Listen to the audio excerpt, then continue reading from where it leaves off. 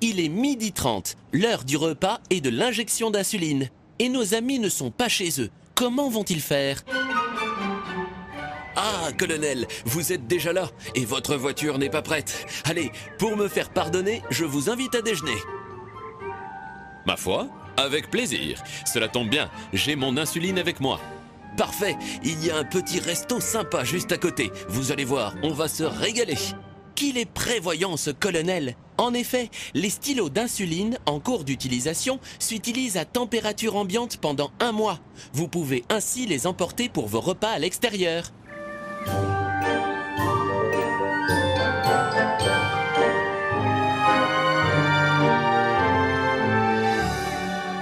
Bien, maintenant que nous sommes servis, je vais faire mon injection. Je ne voulais pas prendre le risque d'une hypoglycémie, d'autant que j'utilise un analogue rapide. Je suis prêt aussi. Les mains sont propres, le contrôle de la glycémie est fait, paré pour la piqûre. J'ai fait mon contrôle glycémique, tout est ok. Allons-y.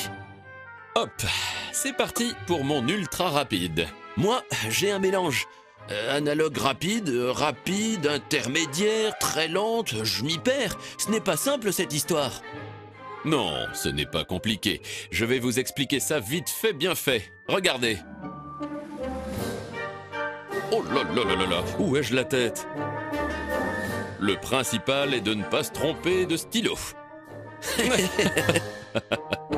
Alors, nous disions, les insulines analogues rapides.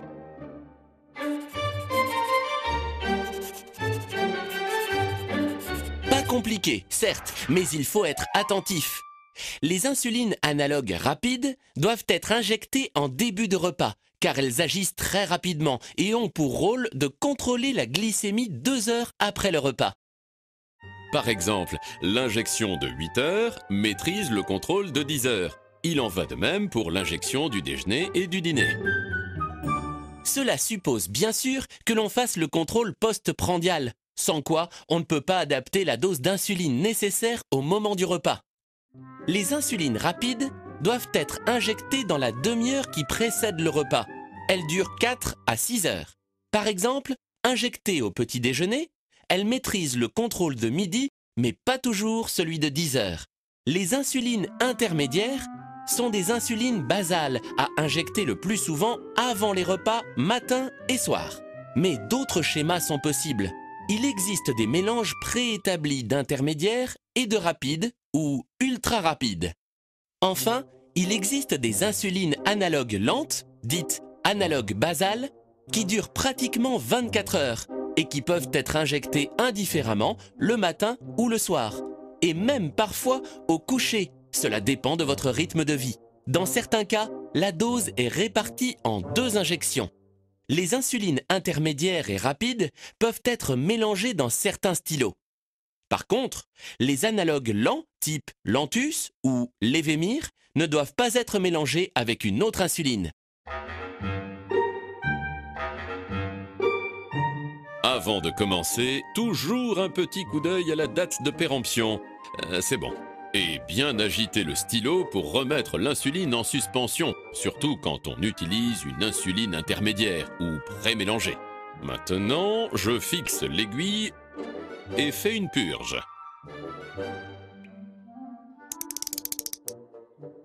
Hier midi, je me suis piqué dans le bras. Tiens, je vais faire le ventre aujourd'hui. Là, le colonel n'est pas très vigilant. Même heure, même site d'injection, même au restaurant. Sinon, les résultats vont être très différents. Moi, c'est le matin que je me pique dans le ventre, le midi dans le bras, au niveau des cuisses le soir et des fesses au coucher. Mais je ne change pas toujours l'aiguille. Le mécanicien, lui, a bien choisi ses sites d'injection, mais il doit veiller à bien espacer ses points d'injection de 2 à 4 cm.